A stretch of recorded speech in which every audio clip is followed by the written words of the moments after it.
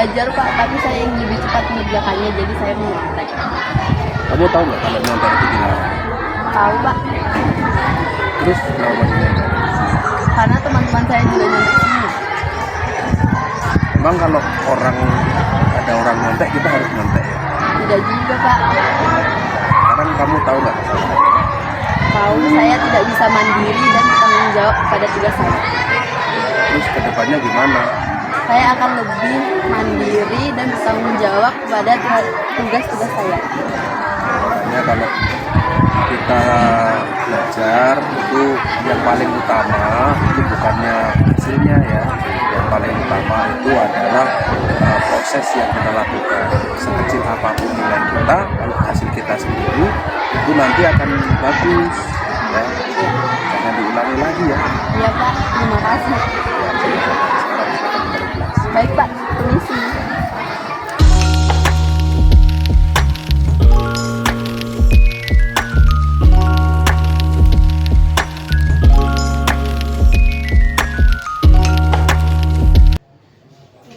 Baiklah, selamat pagi. Assalamualaikum warahmatullahi wabarakatuh.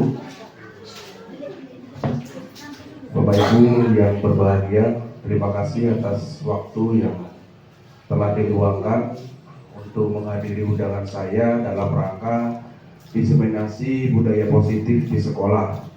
Ini adalah bentuk dari aksi nyata kami dari calon guru penggerak untuk modul 1.4 yang dilaksanakan oleh Balai Guru Penggerak dan dalam rangka pendidikan guru penggerak angkatan 9. Perkenankan saya pada kesempatan kali ini untuk memaparkan budaya positif di sekolah. Sebelum kita mulai kegiatan kita pada pagi hari ini, langkah baiknya kita awali dengan kita berdoa menurut agama dan kepercayaan masing-masing. Berdoa dimulai.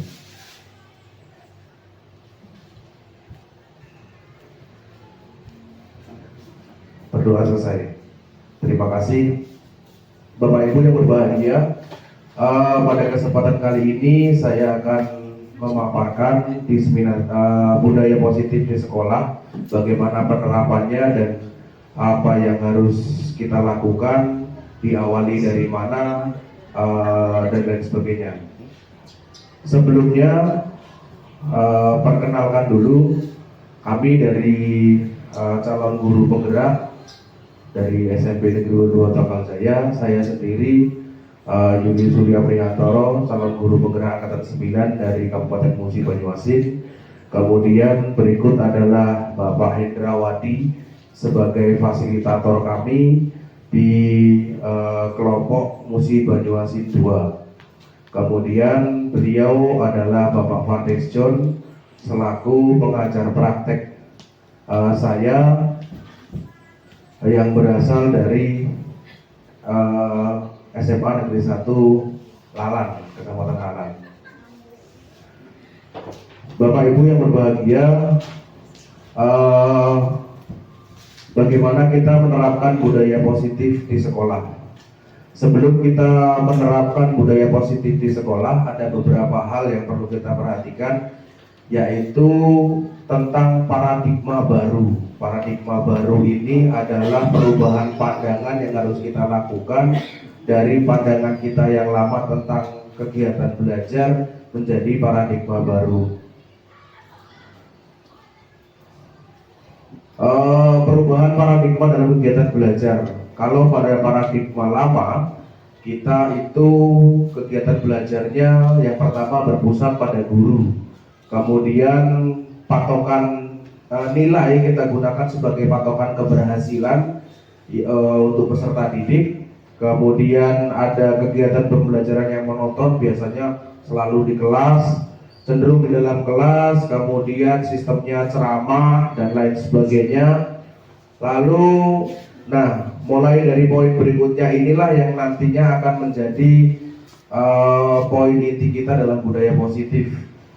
Ketika murid melakukan kesalahan, maka artinya murid itu akan dihukum. Kemudian biasanya Kita kalau pola pikir kita yang dulu, ketika ada permasalahan kita cari akar masalahnya di mana, atau ketika kita mengembangkan sesuatu kita cari permasalahannya di mana, yang kita gali permasalahannya. Kemudian komunikasinya satu arah dan adanya peraturan. Tetapi di paradigma baru ini, kegiatan pembelajaran itu berpihak kepada murid. Intinya adalah apa yang kita lakukan ini semata-mata untuk kepentingan peserta didik. Apa yang kita lakukan, semua hal berkaitan dengan kegiatan pembelajaran, semua hal yang berkaitan dengan hal-hal di sekolah itu harus berpihak kepada murid. Acuannya bagaimana murid ini dapat menyelesaikan kegiatan dengan baik, dapat menerima pengajaran dengan baik, dan dapat selamat dan bahagia sesuai dengan apa yang menjadi filosofi pendidikan dari Ki Hajar Dewantara. Kemudian dalam paradigma lama, nilai sebagai patokan keberhasilan. Ketika mau lulus, ujian dulu. Setelah ujian nilainya berapa, passing grade, itu lulus. Tapi untuk sekarang prosesnya yang dinilai sebagai patokan. Peserta didik mengikuti proses atau tidak. Kemudian proses yang dilakukan peserta didik ada perkembangan atau tidak. Itu yang menjadi patokan. Kemudian kegiatan pembelajaran bervariasi. Kegiatan pembelajaran yang kita lakukan itu bisa bervariasi. Bisa kalau yang lama cenderung di dalam kelas, kalau sekarang ini harus fleksibel. Kita harus mendengarkan apa yang menjadi ide dari mereka. Mohon maaf. Kita harus juga mendengarkan peserta didik ketika mereka memberikan ide atau saran atau masukan. Jadi misalnya, Pak atau Bu, bosen ini belajar dalam kelas terus.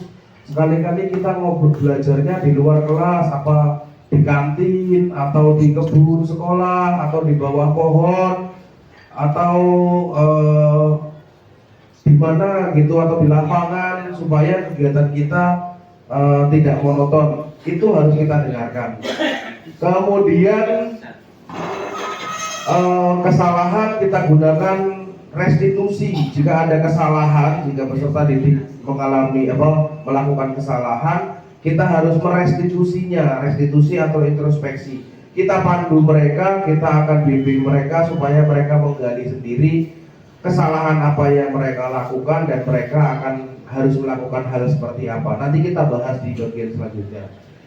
Kalau di paradigma lama kita menggali permasalahan, di sini di paradigma baru kita menggali potensi. Menggali potensi ini bagaimana?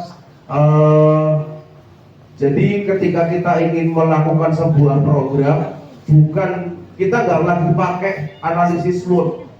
Kita nggak lagi pakai analisis SWOT, karena kalau analisis SWOT itu kan kita hitung strength-nya, weakness-nya, kemudian opportunity dan treatment-nya. Kita sekarang enggak, kita pokoknya kita punya apa kelebihan yang kita punya, itu yang kita kembangkan. Abaikan dulu kelemahannya. Yang penting apa yang kita punya itu kita kembangkan, kita dorong dari peserta didik kita. Kemudian komunikasinya berbagai arah. Jadi kita bisa mendengarkan masukan dari siswa, masukan dari orang tua atau wali, dari komite sekolah, dan dari siapapun, dari teman sejawat kita. Kalau kita diberi masukan untuk seharusnya kegiatan pembelajarannya seperti ini. Dengan komunikasi berbagai arah ini, kita diminta untuk berkolaborasi dengan rekan-rekan guru yang lain supaya kegiatan pembelajaran kita itu nantinya menjadi satu visi, satu tujuan, yaitu di poin pertama berpihak kepada murid. Dan terakhir, nggak ada lagi peraturan sekolah, Bapak Ibu. Tidak ada lagi peraturan sekolah, yang ada kesepakatan. Kalau perbedaannya adalah ketika peraturan itu cenderung satu arah.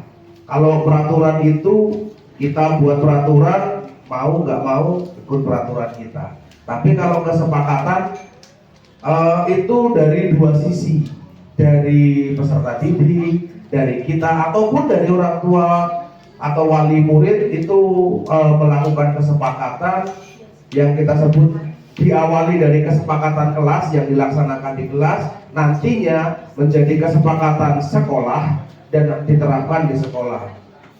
Dan setelah kesepakatan ini akan menjadi nanti keyakinan kelas, keyakinan sekolah.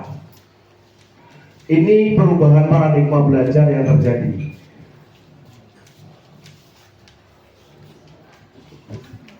Berikutnya kita akan membahas tentang disiplin positif dan nilai-nilai kebajikan. Apa itu disiplin positif dan apa itu nilai-nilai kebajikan? Di sini ada Bapak Dr. William Glosen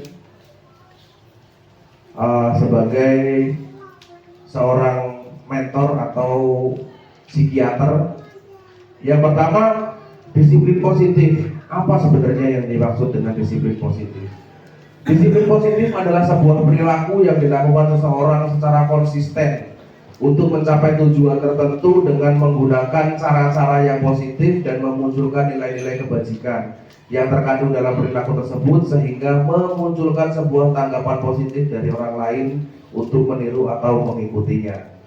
Jadi memang dulu ketika saya belum mengikuti guru penggerak ini, saya berpendapat Bapak Ibu ya, mungkin sebagian besar dari kita juga berpendapat sama, bahwasanya disiplin itu kita mengikuti peraturan.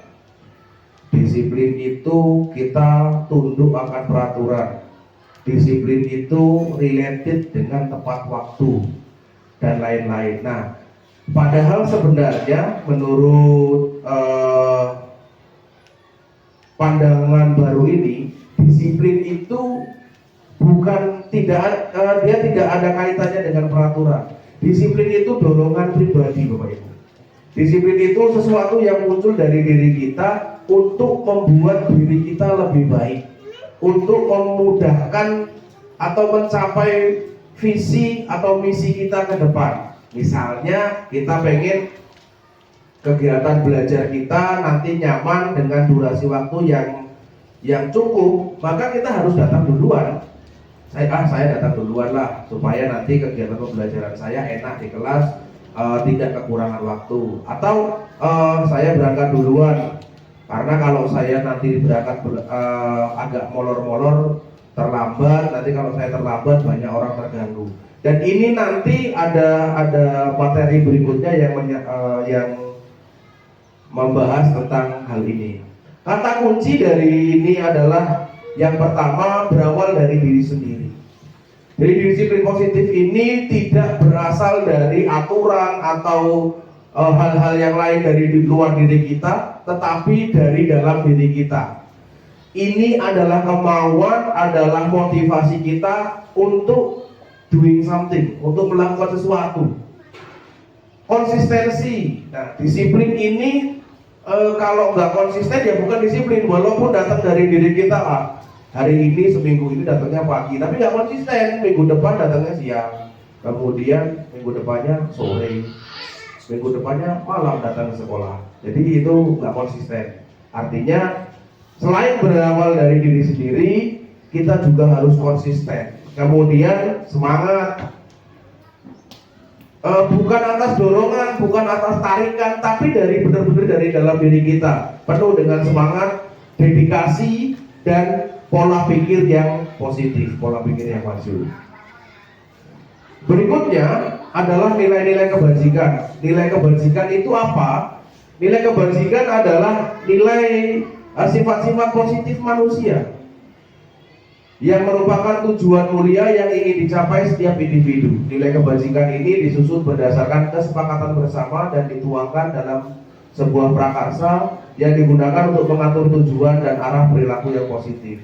Nilai kebajikan ini adalah dia itu kalau dari katanya bukan sifat ya Bapak Ibu ya, tapi dia dia itu tahu hasil kata kerja hasilnya. Kata benda. Jadi nilai. Jadi walaupun kata bendanya itu abstrak, tapi dia itu menjadi sebuah nilai. Nilainya apa? Kebajikan apa? Nilai positif apa yang muncul dari perilaku kita nantinya? Di sini kata kuncinya adalah karakter, sikap, perilaku, dan kebiasaan yang menghasilkan nilai positif pada manusia. Itu nilai-nilai kebajikan. Bisa tanggung jawab, mandiri. Nanti kita bahas di bagian berikutnya. Kita lanjut Bapak Ibu. Nah, ini dia disiplin positif. Dr. William Glasser dalam contoh teori yang kemudian hari kita kenal dengan choice theory, ingin meluruskan beberapa miskonsepsi. Miskonsepsi itu adalah sudut pandang yang salah, pengertian yang salah yang seringkali kita maknai. Nah, ini di sini nanti kita akan menyadari. Saya merasa ketika saya mengikuti pendidikan guru penggerak ini, saya merasa tertegur Bapak Ibu. Ternyata selama ini itu kita salah. Ternyata selama ini sudut pandang kita ini kurang tepat. Angle kita melihat itu nggak pas. Yang pertama, ternyata kita mengontrol siswa atau mengontrol murid itu hanya ilusi. Padahal kita nggak bisa mengontrol siswa, kita nggak bisa mengontrol murid sebenarnya. Kenapa terjadi seperti itu? Kenapa kita seolah-olah bisa mengontrol murid? Itu terjadi karena murid nggak mau dihukum saja. Coba kalau seandainya murid itu mau dihukum, kita nggak akan bisa mengontrol mereka. Kamu terlambat push up 1000 kali, dan dia mau, besok dia terlambat lagi, ya push up lagi, dia santai aja, enjoy aja. Jadi kita sebenarnya itu bukan dari diri kita, itu sebenarnya dari murid. Karena murid nggak mau dihukum, maka kita seolah-olah mengontrol mereka. Ini sudut pandang yang salah. Nanti bagaimana hasilnya? Jangan beranjak dulu, kita ikuti. Jangan kemana-mana, kita lanjutkan. Yang selanjutnya adalah ilusi bahwa semua penguatan positif efektif dan bermanfaat. Semua penguatan positif efektif dan bermanfaat. Maksudnya adalah, jadi apa yang kita sampaikan, nasihat-nasihat, rayuan-rayuan yang kita sampaikan kepada siswa, ayo belajar yang rajin, ayo ini nanti kamu dapat nilai yang besar, gini bla bla bla bla bla. Kamu kalau lulus sekolahnya enak, dan ini dan itu dan ini dan itu dan ini dan itu. Tanpa kita sadari ternyata murid kadang-kadang itu, bapak ini ngomong apa, ibu ini ngomong apa. Sebenarnya mereka nggak memperhatikan kita, cuma mereka hanya ingin daripada diceremetin lagi, diam aja lah, kita dengarkan saja. Seperti itu. Belum tentu penguatan positif kita, nasihat yang kita berikan itu bermanfaat dan itu efektif kepada mereka. Lanjut, ilusi bahwa kritik dan membuat orang merasa bersalah dapat menguatkan karakter, itu juga ilusi. Jadi kita mengkritik mereka, semakin banyak dikritik atau orang semakin banyak diejek, itu akan mentalnya semakin kuat. Belum tentu juga, ujung-ujungnya malah dendam dia. Akhirnya seperti yang terjadi beberapa dekade yang lalu tentang kegiatan MOS mungkin ya. MOS itu dilakukan oleh kakak tingkat kepada adik tingkat, yang kemudian ini untuk pelatihan mental dan ini dan itu dan ini dan itu, dan ternyata adik kelas ini bukan mentalnya kuat, malah mentalnya jadi bobrok. Jadi bobroknya bagaimana? Dia balas dendam kepada adik kelasnya. Terus itu terus dan terus dan terus dan terus. Nah, jadi seperti itu sebenarnya kalau orang bilang tidak berfaedah ya, tidak sebenarnya itu hanya ilusi kita. Itu menguatkan mental, itu tidak. Menguatkan karakter belum tentu. Kemudian yang terakhir, ilusi bahwa orang dewasa memiliki hak untuk memaksa. Saya melakukan beberapa kali dan saya sekarang ini menyesalinya. Kalau kamu mau ini, kamu tuh masih, saya pernah mengatakan ini kepada peserta didik, kamu tuh nggak bisa ngalahin saya. Sejelek-jeleknya saya sudah pernah umur 20 tahun, kamu belum pernah umur 20 tahun. Ngomong ke siswa seperti itu. Artinya saya merasa tetap lebih berkuasa daripada mereka. Itu salah. Kita nggak bisa seperti itu, dan mereka pun nggak diam. Mereka itu belum tentu diam yang mendengarkan ataupun masuk ke dalam otak mereka. Nah, itu adalah dorongan dari luar. Makanya itu adalah miskonsepsi yang selama ini kita alami. Berikutnya, nilai-nilai kebajikan. Nah, Bapak Ibu, untuk nilai-nilai kebajikan ini hasil dari pemikiran-pemikiran kita, sikap kita. Nilai-nilainya itu dituangkan dan sebenarnya sudah kita ketahui bersama. Apa itu? Ini dia. Dirangkum secara utuh, secara penuh, lengkap paketnya ada di P5. Proyek penguatan profil pelajar Pancasila. Apa nilai-nilai kebajikan yang biasa kita tanamkan? Sebenarnya yang pertama adalah beriman dan bertakwa terhadap Tuhan Yang Maha Esa. Kemudian mandiri, lalu berkebinekaan global, lalu ada kreatif, ada gotong royong, ada bernalar kritis. Dalam nilai-nilai itu tidak hanya terkandung satu buah nilai. Misalnya kreatif. Ketika anak itu sudah kreatif, maka dalam pikirannya itu sudah pasti inovatif.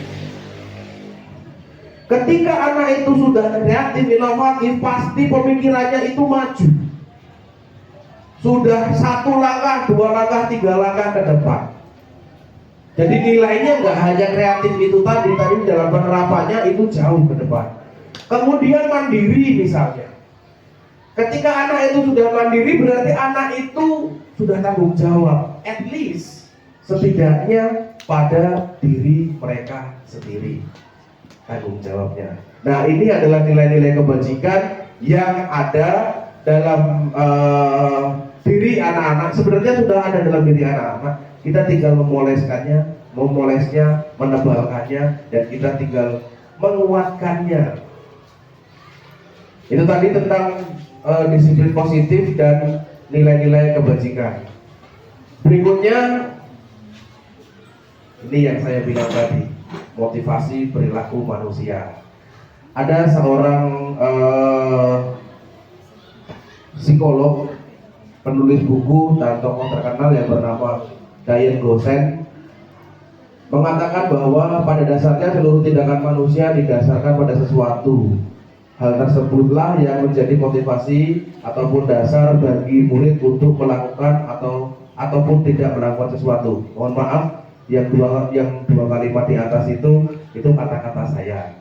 Nah, kalau untuk yang kalimat menurut Diane Gosen itu baru menurut Ibu Diane Gosen, motivasi perilaku manusia dibagi menjadi 3. Yang pertama apa? Yang pertama itu menghindari hukuman. Motivasi ini dilakukan oleh seseorang, mungkin oleh kita juga. Ayolah dikerjakan daripada nanti inginnya susah nyusunnya, tukinnya nggak cair, sertifikasinya nggak cair. Ayo kita melakukannya, ayo kita nyusun berkasnya. Mungkin seperti itu. Itu menghindari hukuman, motivasi, salah satu motivasi kita. Yang kedua, mendapatkan pujian atau penghargaan. Wah, saya ini biar dianggap guru hebat, guru berprestasi, dan bla bla bla bla seterusnya, kita melakukan sesuatu. Pada dasarnya, yang ketiga itu motivasi atas kesadaran pribadi. Ini yang akan kita pokokkan untuk membangkitkan motivasi dari siswa dalam belajar itu kesadaran atau dari diri sendiri.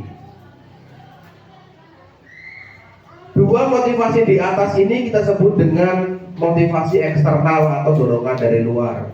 Sedangkan yang di bawah itu, sedangkan kesadaran itu adalah motivasi internal atau dorongan dari diri sendiri. Ada sebuah ilustrasi Bapak Ibu, ada sebuah ilustrasi bahwasanya ada seorang bapak-bapak melihat ada mobil itu berhenti ditanjakan, posisinya mau naik seperti ini. Yang pertama dilakukan bapak itu ingin memindahkan mobil itu jangan di tanjakan karena mengganggu lalu lintas. Bapak itu dorong dengan berat, bercucur peluh dan lain sebagainya, nggak bergerak.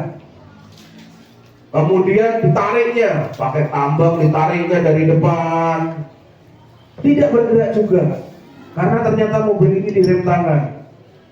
Tanpa bapak ini sadari, ternyata yang punya datang datang dengan gampangnya buka pintu, ceklek dari dalam, dihidupkan startnya, dibuka kunci rem tangannya, digas, berangkat pergi dengan sendirinya dan tidak perlu mengeluarkan banyak tenaga.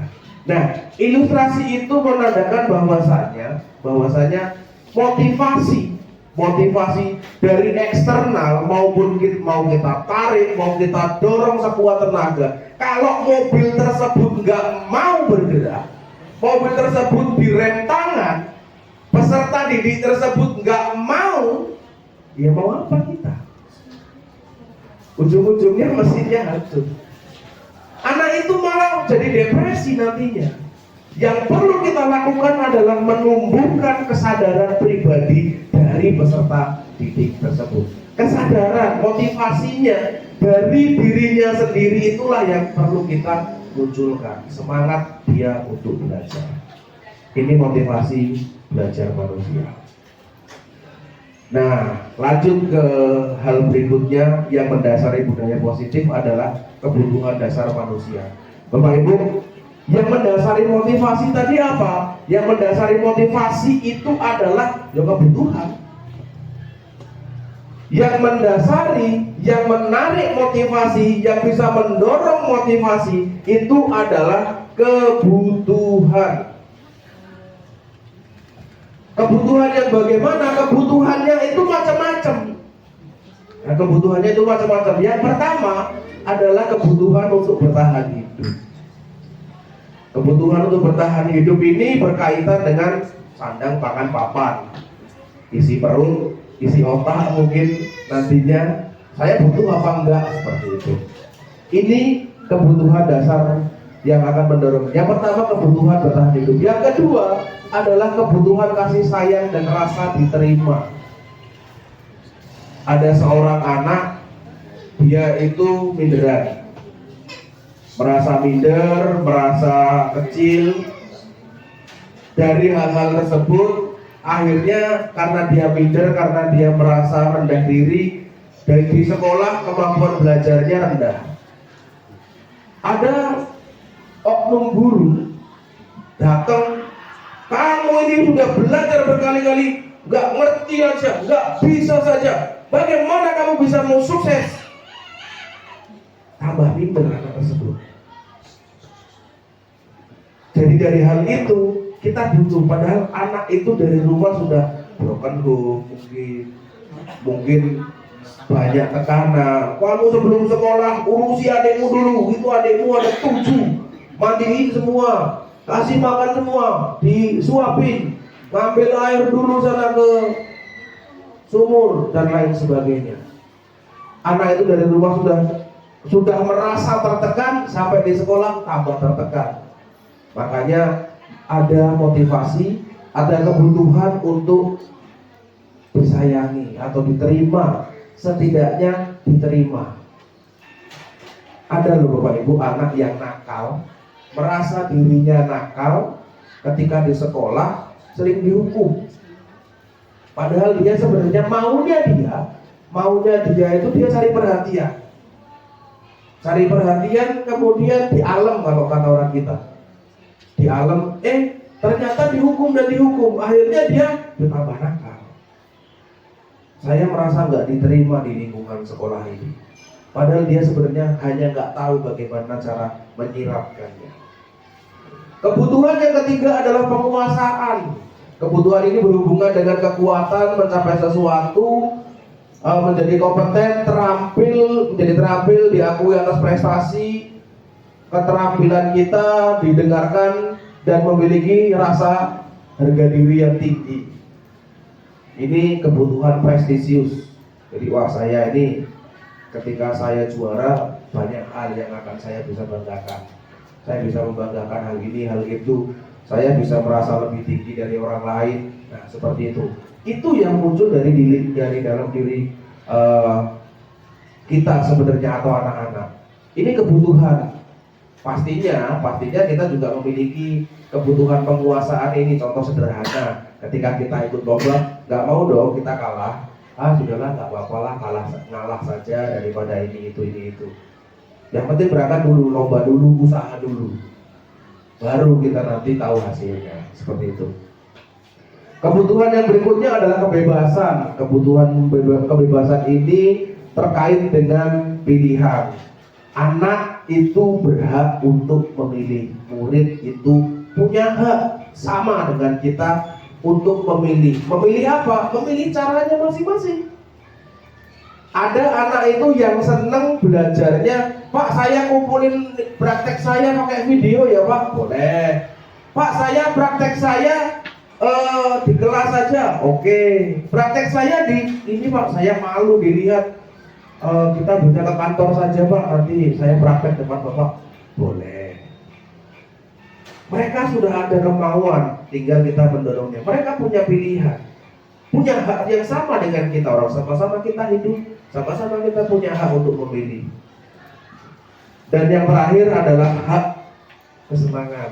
Terakhir adalah kebutuhan kesenangan. Semua orang berhak dong untuk senang dan bahagia.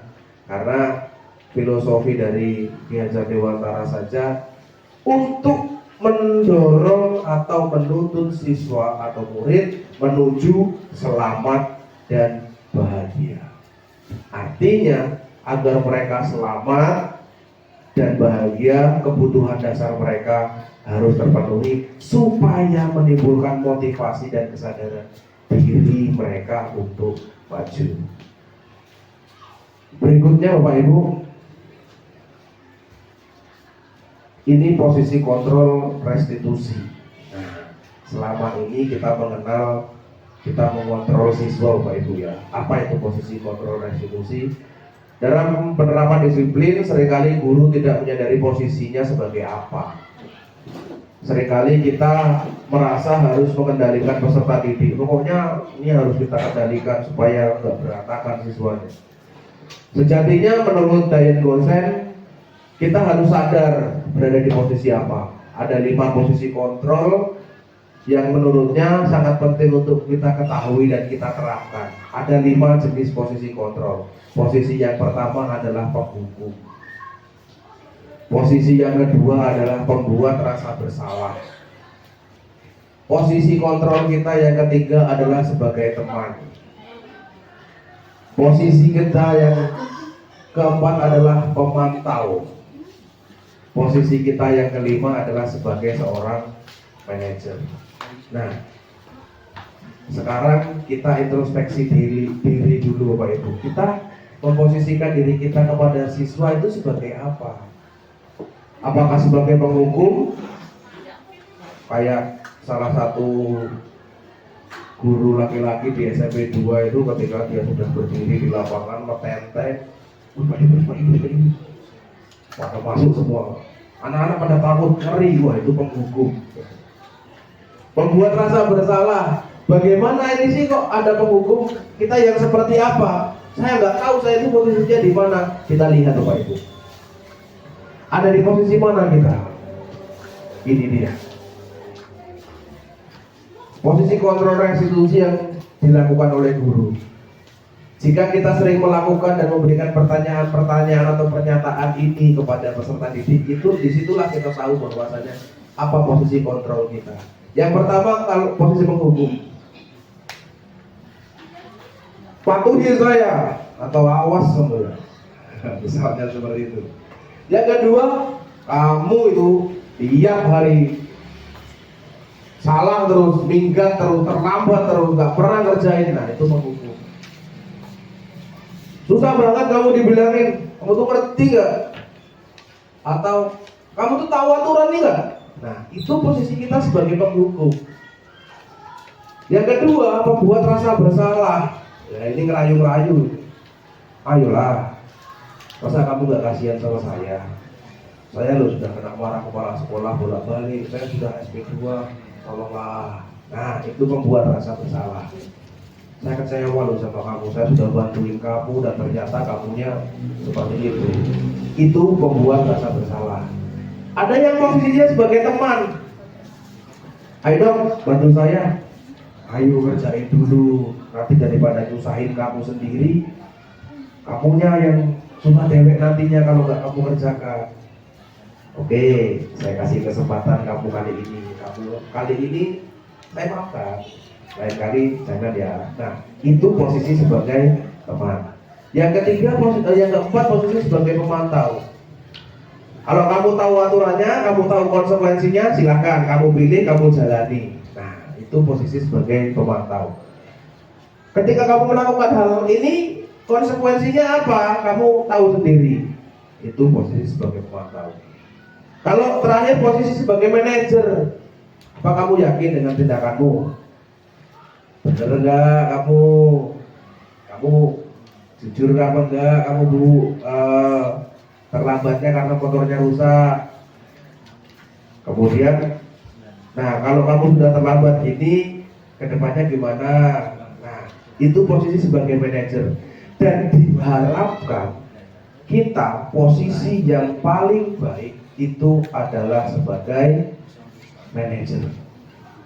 Kita memanage, kita mengelola kelas kita menjaga motivasi anak-anak dengan kita menjadi manajer bagi mereka. Kadang-kala kita sebagai memberikan hukuman, kadang-kala kita membuat rasa bersalah. Semua kita lakukan, tapi penguatan dan pemberi keyakinannya tetap kita lakukan. Itu seorang manajer yang bagus. Kita lanjut Bapak Ibu.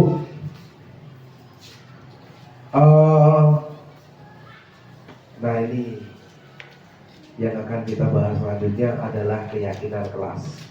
Apa itu keyakinan kelas? Keyakinan kelas itu nilai-nilai keselamatan atau kesehatan yang kita sebut dengan keyakinan, yaitu nilai-nilai kebajikan universal yang disepakati secara bersama, secara tersirat dan tersurat, lepas dari latar belakang suku, negara, bahasa maupun agama. Keyakinan sekolah adalah nilai kebajikan yang telah disepakati. Kalau keyakinan kelas disepakati di kelas, keyakinan sekolah ya disepakati di sekolah. Nah, itulah keyakinan kelas atau keyakinan sekolah. Untuk itu Bapak Ibu, kita harus membuat ini dalam kelas kita. Bukan lagi aturan, bukan lagi peraturan, tapi keyakinan kelas yang kita buat di kelas kita. Berikutnya adalah segitiga restitusi. Nah, segitiga restitusi ini apa? Segitiga restitusi ini adalah sebuah proses penyelesaian masalah yang kita lakukan untuk orang lain, untuk peserta didik. Bagaimana kita menyelesaikan masalahnya? Segitiga restitusi itu ada 3 hal, namanya segitiga. Ada 3 hal. Yang pertama adalah menstabilkan identitas. Ya, hal pertama yang kita lakukan haruslah menstabilkan identitas. Apa itu menstabilkan identitas? Hal ini dilakukan untuk mengubah identitas anak dari orang yang gagal karena melakukan kesalahan menjadi orang yang sukses. Kalau menurut bahasa saya itu dari orang yang gagal menuju menjadi orang yang berpeluang. Jadi anak itu jangan dibuat merasa gagal. Wah, saya sudah gagal. Kamu tuh nggak gagal, cuma belum berhasil. Nah, sedikit kembali ke keyakinan kelas tadi yang kita lakukan. Keyakinan kelas itu juga kita nggak boleh menggunakan kata-kata yang negatif. Kita gunakan kata-kata yang positif. Yaitu misalnya kalau dilarang buang sampah sembarangan, itu kita ganti. Jangan dilarang buang sampah sembarangan, tapi buanglah sampah pada tempatnya. tidak boleh tidur di kelas. Itu kita jangan buat yang seperti itu. Kita buatnya misalnya tidur pada waktu tempat yang tepat, pada waktu dan tempat yang tepat. Tidur ya di rumah, itu maksudnya. Kemudian jangan terlambat, nggak boleh. Kita jangan buat keyakinan kelas yang seperti itu, karena bahasanya pun harus bahasa positif. Jadi bahasanya bahasa yang positif saja. Misalnya kalau jangan datang terlambat, kita ubah menjadi datang tepat waktu dan seperti yang lainnya. Oke, nah ini menstabilkan identitas anak. Jangan menjadikan anak itu gagal. Jangan menjadikan anak itu adalah anak yang gagal, tapi jadikan anak itu anak yang berpotensi bangkit lagi, semangat lagi setelah dia belum berhasil. Seperti itu. Tahap yang kedua adalah validasi tindakan yang salah. Kita mengajak anak tersebut mengoreksi tindakan kamu itu benar atau salah, tindakan kamu sudah tepat atau belum, seperti itu. Itu validasi tindakan yang salah. Yang berikutnya, langkah yang terakhir adalah menanyakan keyakinan. Setelah kita stabilkan identitasnya, biasanya kan kalau orang yang gagal, contoh anak terlambat itu bukan berbuat salah. Ternyata anak yang terlambat itu bukan anak yang berbuat salah, tapi anak yang belum berhasil datang tepat waktu. Dari bahasa itu memang memunculkan sudut pandang yang lain, Bapak Ibu. Anak yang terlambat itu bukan anak yang gagal, bukan anak yang gagal menerapkan peraturan, tapi anak yang belum bisa berhasil datang tepat waktu. Nah, ketika seseorang itu mengalami kegagalan atau belum berhasil, maka orang itu secara dalam dirinya itu mungkin merasa depresi. Contoh, ada salah satu oknum guru di sini kemarin ikut ujian P3K. Tahap pertama yakin dia, wah saya ini pasti prioritas nomor 1. Tahap pertama gagal. Tahap kedua lulus dan sudah dapat sertifikat profesi. Wah, saya pasti lulus ini di tahap kedua ini. Wah, sudah dengan PD-nya. Gagal. Tahap ketiga ini nggak ada ujian ini, hanya observasi di sekolah. Santai-santai, pasti lulusnya. Nggak taunya gagal lagi. Orang yang gagal itu adalah orang dia pasti mengalami depresi. Nah, ketika dia depresi, tugas kita itu adalah menstabilkan identitasnya dulu. Tenang saja, semua orang itu pernah mengalami kegagalan. Ada waktunya berhasil, ada waktunya untuk sukses, ada waktunya untuk meraih peluang. Nah, itu tugas kita. Yang pertama ketika melihat something wrong, sesuatu yang salah, kita stabilkan identitasnya dulu, kita stabilkan suasananya dulu. Kita ketika ada lautan yang bergelora, ada perahu yang terombang-ambing, kita nggak bisa menstabilkan perahunya. Stabilkan dulu ombaknya, baru stabilkan perahunya, baru kita nanti selamatkan orangnya. Di bagian kedua kita validasi. Setelah kamu gagal kemarin, apa yang salah dalam dirimu? Apa perbuatan yang perlu kita perbaiki? Baru di ketiga, munculkan lagi tujuannya dan yakinkan lagi. Ayo, masih bisa berjuang lagi. Kita jangan ulangi lagi kesalahan seperti itu. Nah, saya minta Bapak Ibu untuk melihat sebuah contoh kasus yang diselesaikan menggunakan segitiga restitusi. Mungkin suaranya kurang. Nah, ini mulai proses validasi tindakan yang salah. Jadi kita kita pancing dia untuk mengakui bahwasanya tindakan yang dia lakukan salah karena dia menyontek. Nah, kemudian di terakhir menanyakan keyakinan yang kita lakukan itu, menanyakan keyakinan di sini memunculkan lagi nilai kebajikan yang ada dalam diri dia untuk tidak melakukan kesalahan yang sama. Sudah sini, Pak.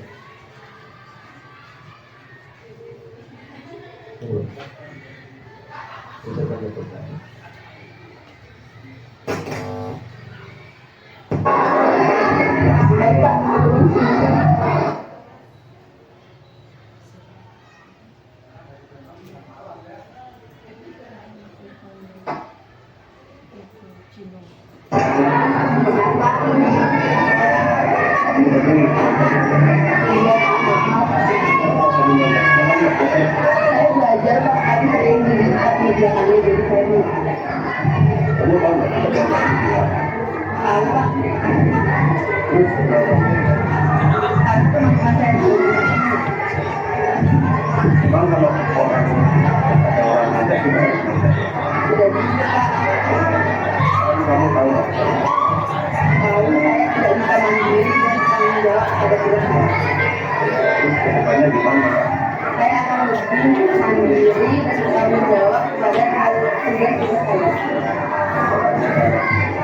Kita belajar itu paling utama bukannya isinya ya.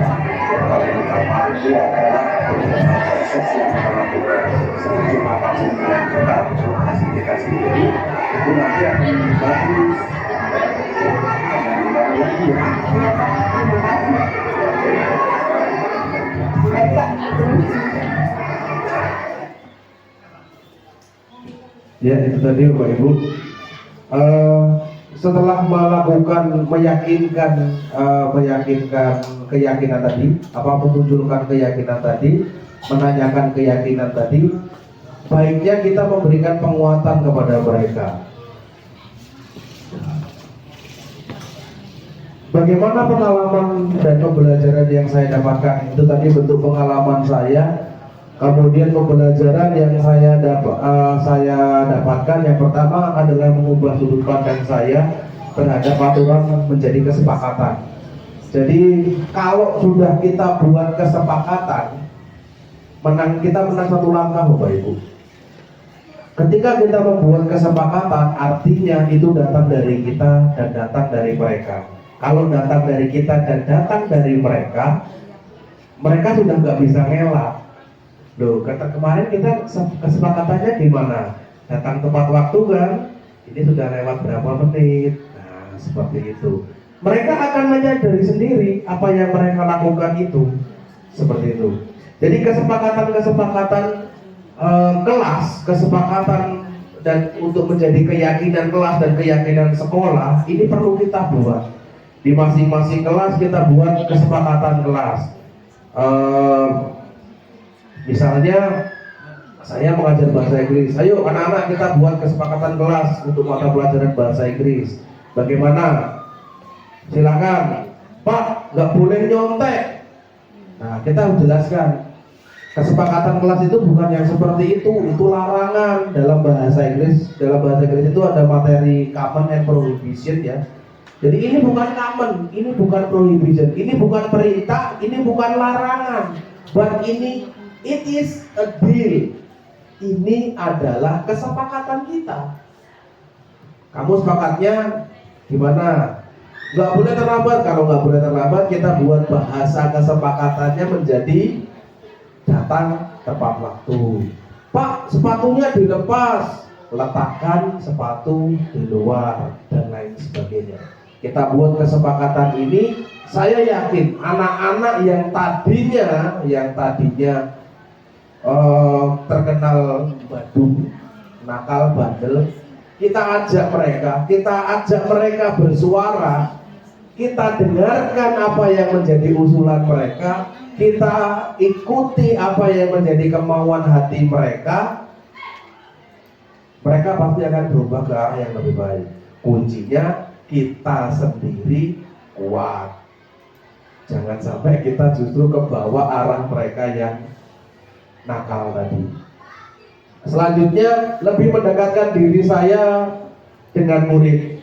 Jadi dengan seperti ini, murid menjadi lebih terbuka dan antusias dalam belajar. Nah, jadi lebih mendekatkan diri. Jadi saya bisa ngerti. Mereka itu jadi gak takut lagi sama saya. Mereka mau belajar, mau nanya, Pak boleh nggak seperti ini? Pak saya kalau seperti ini boleh atau enggak? Mereka lebih terbuka. Dengan lebih terbuka, lebih dekat dengan saya, mereka mau cerita dengan kita mudah mengarahkan mereka ke yang lebih bagus. Kita mudah untuk membentuk karakter mereka. Kuncinya mereka mau ngobrol sama kita about anything, ya, apapun itu. Kemudian murid menjadi lebih terbuka dan antusias dalam belajar karena mereka merasa lebih dekat dengan kita dalam belajar. Mereka sudah gak ragu-ragu lagi. Ya kalau misalnya ada bahasa-bahasa nyeleneh dari mereka, wajar saja. Kalau kita introspeksi ke kita dulu seusia mereka, kita pun akan nyeletuk bahasa-bahasa yang seperti itu untuk apa coba? Supaya diperhatikan. Mereka tuh sebenarnya pengen diperhatikan. Anak yang nakal itu pengen, kamu tuh sebenarnya bagus, rapi, kamu ganteng, pinter, kamu punya potensi loh. Andai saja kamu gak terlambat, kamu pasti sudah menang. Misalnya seperti itu. Jadi kita perlu tadi bukan mencari permasalahan. Gak usah cari permasalahan Bapak Ibu. Masalah itu gak dicari, itu sudah datang dengan sendirinya. Kita gali potensinya. Anak ini aktif di olahraga, di 9 pelajaran yang lain parah. Ya sudah, nanti guru olahraga, nah kita berkolaborasi di sini. Guru olahraga bertugas untuk membenahi karakternya. Di guru yang lain, at least jangan meninggalkan tugasnya. Seperti itu. Dia mau mencoba, mau berusaha, mau mengikuti proses. That's a good point. Ya, itu sudah jadi poin yang bagus. Kemudian yang terakhir, pembelajaran yang penting bagi saya adalah dengan terbukanya mereka dengan kita, dengan terbukanya atau termotivasi atau antusiasnya mereka dengan kita, dengan pelajaran, maka kita proses penyampaian pesan dari kita kepada mereka itu akan lebih baik. Kalau mereka sudah merasa dekat dengan kita ngajari mereka itu akan lebih gampang. Contohnya gini, saya pernah ngobrol dengan seorang alumni SMP kita. Dia anak pramuka juga. Saya dapat masukan dari beberapa orang guru waktu beberapa tahun yang lalu. Pak, si ini seperti ini loh. Pak, seperti ini seperti itu loh. Ketika di kelas saya kok enggak. Ketika sudah lulus ini baru terbuka dia. Kamu dulu di kelas guru-guru yang lain, bandungmu minta ampun.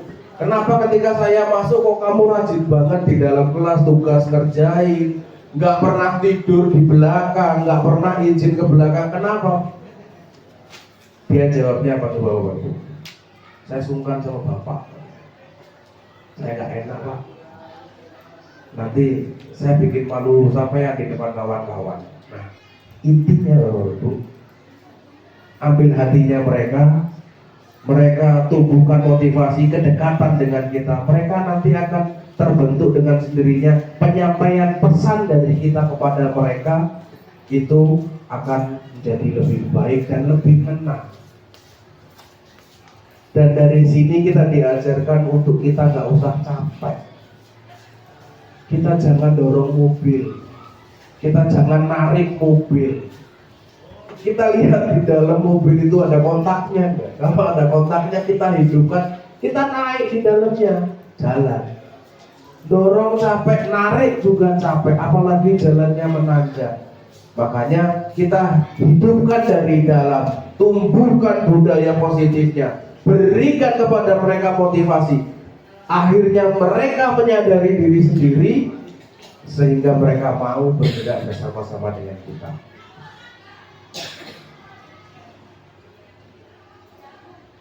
Itu saja yang dapat saya sampaikan pada pagi hari ini. Terima kasih atas waktu yang diberikan, terima kasih atas dukungannya. Semoga diseminasi budaya positif yang saya lakukan ini dapat membuka pemikiran kita, dapat bermanfaat bagi kita sekarang dan yang akan datang. Bukan hanya untuk kita, tapi yang paling pokok adalah untuk anak-anak kita di sana. Karena apapun yang kita lakukan di sekolah, kita kesini ini untuk mereka. Ada guru itu karena ada murid. Walaupun gurunya 1 juta, kalau nggak ada muridnya, itu sia-sia. Nggak akan berjalan sekolahan itu. Tapi ketika ada muridnya, pasti ada nanti yang akan memunculkan guru. Jadi karena ada mereka lah kita ada di sini. Belajarlah, mari kita belajar untuk berpihak kepada murid. Terima kasih. Cukup sampai di sini diseminasi kegiatan pada pagi hari ini. Semoga kita selalu mendapat keberkahan dari Tuhan Yang Maha Esa. Saya akhiri. Assalamualaikum warahmatullahi wabarakatuh. Salam sehat dan bahagia. Terima kasih Pak Yulis, tadi sudah menyampaikan bagaimana budaya positif terhadap proses pembelajaran di SMP Negeri 2 Tunggal Jaya. Apa yang sudah Pak Julius tadi sampaikan itu sudah bagus, baik, di mana Pak Julius sudah berusaha untuk mengajak rekan-rekan sejawat sesama guru untuk memberlakukan paling tidak budaya positif di sekolah kita. Jadi tanggapan saya cukup baik, cukup bagus. Tinggal sekarang mungkin penekanan terhadap permasalahan-permasalahan yang ada di sekolah kita, terutama permasalahan-permasalahan dengan siswa-siswinya. Tuh. Kemudian mengenai pesan saya kira kalau ini tidak kita terapkan itu akan sia-sia saja. Sudah barang tentu budaya positif ini perlu kita bangkitkan, kita gerakkan supaya terjadi kebiasaan-kebiasaan yang positif terhadap semua guru yang ada di sekolah kita dan seluruh siswa-siswi yang ada di sekolah kita. Karena percuma saja hanya sekedar slogan, tetapi tidak ada gerakan-gerakan atau aksi nyata yang perlu kita lakukan di sekolah kita. Perkenalkan, nama saya Rustina, guru senior di SMP Negeri 2 Tunggal Jaya. Setelah saya dapat pencerahan dari Pak Julius tadi, saya mendapatkan ilmu baru dari Pak Julius bahwa cara mendidik siswa, cara mengajari siswa itu untuk lebih maju dan berkembang itu tidak seperti yang sudah selama ini saya lakukan, tapi ini lebih ke karakter siswa dan juga lebih untuk